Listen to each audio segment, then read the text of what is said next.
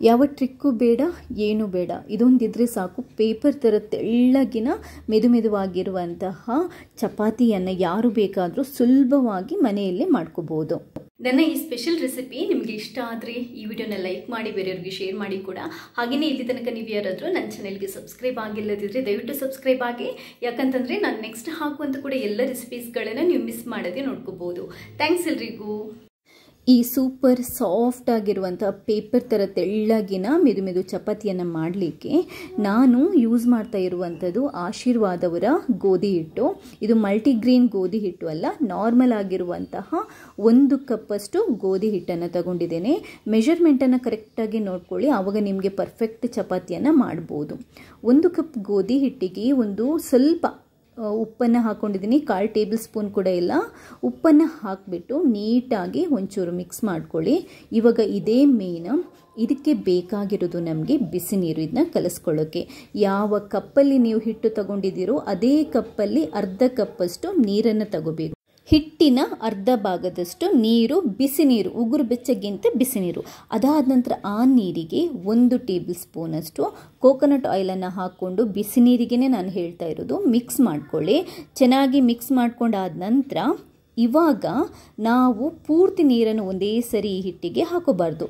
ಅರ್ಧದಷ್ಟು ನೀರನ್ನು ಹಾಕ್ಕೊಂಡು ಫಸ್ಟ್ ಈ ಹಿಟ್ಟನ್ನು ಒಂದು ಸ್ವಲ್ಪ ಕಲಿಸ್ಕೋಬೇಕು.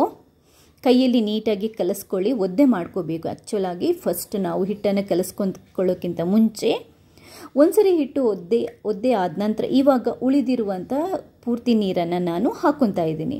ಇವಾಗ ನೀಟಾಗಿ ಇದನ್ನ ಹಿಟ್ಟನ್ನು ಕಲಿಸ್ಬಿಟ್ಟು ಚೆನ್ನಾಗಿ ನಾದ್ಕೋಬೇಕು. ಬಿಸಿ ನೀರು ಮತ್ತು ಈ ಆಯಿಲ್ ಹಾಕಿರೋ ನೀರಿದೆಯಲ್ವಾ, ಇದನ್ನ ಹಾಕಿದ ಕೂಡಲೇ ನಿಮಗೆ ಹಿಟ್ಟು ತುಂಬಾ ಸಾಫ್ಟ್ ಆಗಲಿಕ್ಕೆ ಶುರುವಾಗುತ್ತೆ.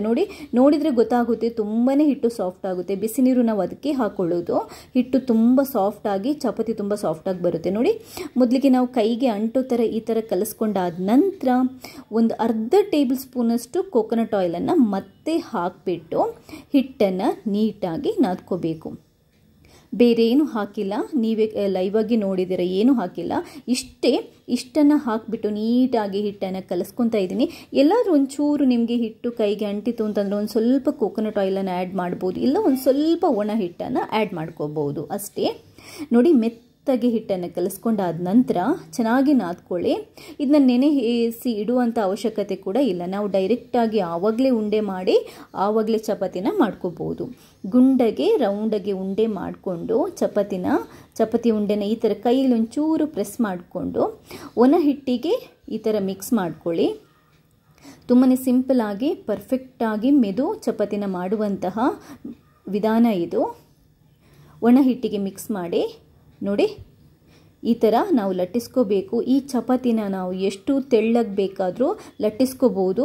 ನೀವು ಒಂದು ಸ್ವಲ್ಪ ಒಣ ಹಿಟ್ಟನ್ನು ಈ ಥರ ಸ್ಪ್ರೆಡ್ ಮಾಡ್ತಾ ಈ ಚಪಾತಿನ ಮೆತ್ತಗೆ ಲಟ್ಟಿಸ್ಕೊಳ್ಳಿ. ಯಾವಾಗಲೂ ಪ್ರೆಸ್ ಮಾಡಿ ಚಪಾತಿನ ಲಟ್ಟಿಸ್ಕೋಬಾರ್ದು, ನಿಧಾನಕ್ಕೆ ಲಟ್ಟಿಸ್ಕೋಬೇಕು. ನೋಡಿ, ನಾನು ಇದನ್ನ ಎಷ್ಟು ತೆಳ್ಳಗೆ, ಎಷ್ಟು ದೊಡ್ಡದಾಗಿ ಮಾಡ್ತಾ ಇದ್ದೀನಿ ನೋಡಿ, ಇಷ್ಟು ದೊಡ್ಡದಾಗಿ ಬರುತ್ತೆ. ಚಿಕ್ಕ ಉಂಡೆ ಆದರೂ ಕೂಡ ನೀವು ಲಟ್ಟಿಸ್ಕೊಳ್ಳೋದ್ರಲ್ಲಿ ಇರೋದು. ಒಣ ಹಿಟ್ಟನ್ನು ಸ್ವಲ್ಪನೇ ಸವರ್ಕೊಂಡು ಈ ಥರ ತೆಳ್ಳಗೆ ಪೇಪರ್ ಥರ ಮಾಡಿದ್ದೀನಿ ನೋಡಿ. ಇದಕ್ಕೆ ಆಯಿಲ್ ಕೂಡ ಹಾಕಿಲ್ಲ, ನೀವು ಗಮನಿಸಿದ್ದೀರಾ, ನಾನು ಲಟ್ಟಿಸುವಾಗ ಆಯಿಲ್ ಕೂಡ ಹಾಕಿಲ್ಲ. ಆದರೂ ಕೂಡ ಪೇಪರ್ ಥರ ತೆಳ್ಳಗೆ ಈ ಚಪಾತಿ ರೆಡಿಯಾಗಿದೆ.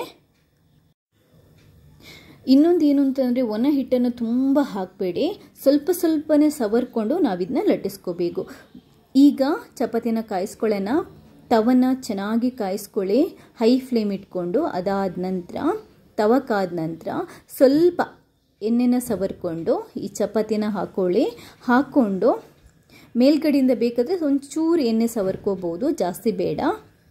ಸವರ್ಕೊಂಡು ನಾವು ಎರಡೂ ಕಡೆ ಮಗುಚಿ ಹಾಕ್ತಾ ಕಾಯಿಸ್ಕೋಬೇಕು. ಒಂದೇ ಕಡೆ ಜಾಸ್ತಿ ಹೊತ್ತು ಕಾಯಲಿಕ್ಕೆ ಬಿಡಬೇಡಿ.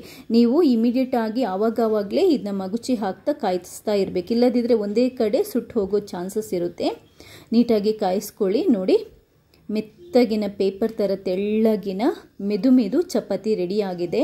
ಇಷ್ಟೇ, ತುಂಬ ಸಿಂಪಲ್ ಅಂತಂದರೆ ತುಂಬ ಸಿಂಪಲ್. ಯಾರು ಬೇಕಾದರೂ ಮನೆಯಲ್ಲಿ ನಾನು ಹೇಳಿರುವಂಥ ಮೆಥಡನ್ನು ಫಾಲೋ ಮಾಡಿದರೆ ಪರ್ಫೆಕ್ಟಾಗಿ ಟ್ರೈ ಮಾಡ್ಬೋದು. ಈ ವಿಡಿಯೋ ಇಷ್ಟ ಆದರೆ ಲೈಕ್ ಮಾಡಿ, ಬೇರೆಯವರಿಗೆ ಶೇರ್ ಮಾಡಿ. ಹಾಗೆಯೇ ಇಲ್ಲಿ ತನಕ ನೀವು ಯಾರಾದರೂ ನನ್ನ ಈ ಚಾನಲ್ಗೆ ಸಬ್ಸ್ಕ್ರೈಬ್ ಆಗಿಲ್ಲದಿದ್ದರೆ ಸಬ್ಸ್ಕ್ರೈಬ್ ಆಗಿ ನನ್ನ ಈ ಪ್ರಯತ್ನ ಇದೇ ಥರ ಸಪೋರ್ಟ್ ಮಾಡ್ತಾನೆ ಇರಿ. ಥ್ಯಾಂಕ್ಸ್ ಎಲ್ರಿಗೂ.